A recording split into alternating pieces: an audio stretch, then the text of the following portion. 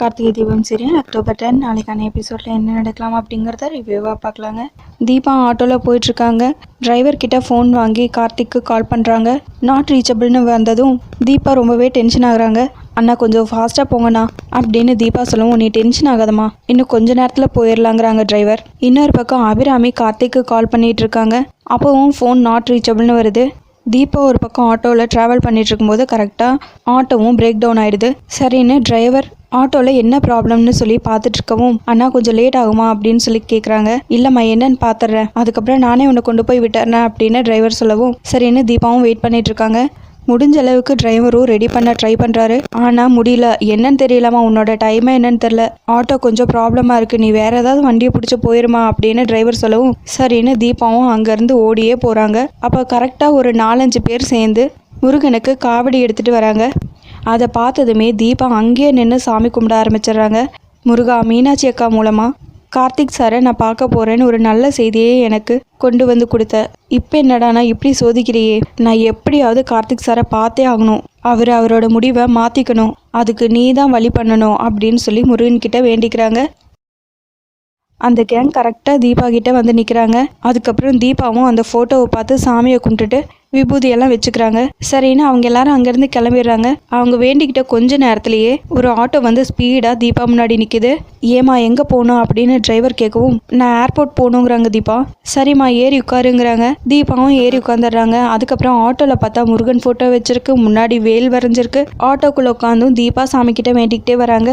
அதுக்கப்புறம் ஆட்டோவை ஒரு இடத்துல நிறுத்திட்டு, இதுக்கு மேலே ஆட்டோ போகாதுமா, இங்கேருந்து நீ உள்ளே நடந்து தான் போகணும் அப்படின்னு டிரைவர் சொல்லவும், சரிங்கண்ணா ரொம்ப நன்றி, ஆனால் என்கிட்ட இப்போ உங்களுக்கு கொடுக்க காசு எதுவும் இல்லை, உங்கள் நம்பர் சொல்லுங்கள், நான் வேணும்னா உங்கள் அக்கௌண்ட்டில் போட்டு விட்டுறேன் அப்படின்னு தீபா சொல்ல, பரவாயில்லம்மா இருக்கட்டும், நீ ஏதோ அவசரத்தில் போகிறேன்னு எனக்கு தெரிஞ்சுது, அதனால தான் வீட்டுக்கு போகிறவன் உன்னை பார்த்ததும் அப்படியே கூட்டிகிட்டு வந்துட்டேன், அந்த காசை நீ ஆண்ட உண்டியலில் போட்டுரு அப்படின்னு டிரைவர் சொல்லவும் தீபாவும் சரிங்கிறாங்க. அதுக்கப்புறம் ரொம்ப ஸ்பீடாக ஏர்போர்ட்குள்ளே போகிறாங்க.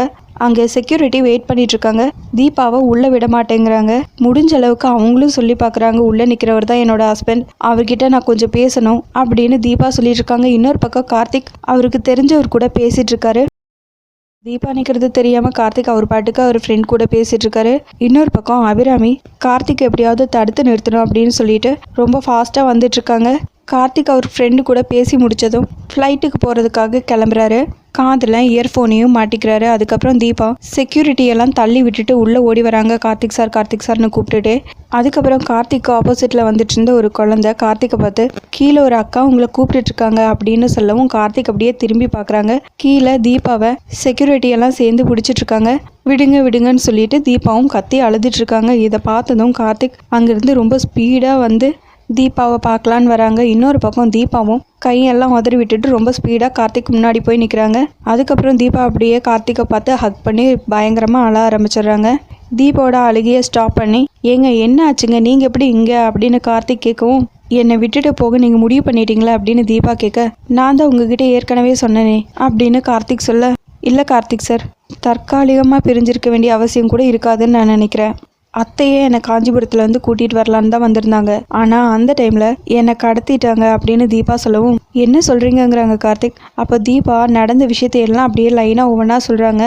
நிஜமாவே அம்மா உங்களை காஞ்சிபுரத்தில் வந்து கூட்டிகிட்டு வர வந்தாங்களா அப்படின்னு கார்த்திக் கேட்கவும், ஆமாம் கார்த்திக் சார் அப்படின்னு தீபாவும் சொல்லிட்டு இருக்காங்க. இன்னொரு பக்கம் அபிராமியும், ஆமாப்பா நான் தான் காஞ்சிபுரத்துலேருந்து தீபாவை கூட்டிகிட்டு வரலான்னு போனேன், உனக்கு சர்ப்ரைஸாக இருக்கட்டும்னு நினச்சேன், அதுக்குள்ளே தீபா கோயிலுக்கு போயிருக்கான்னு சொன்னாங்க.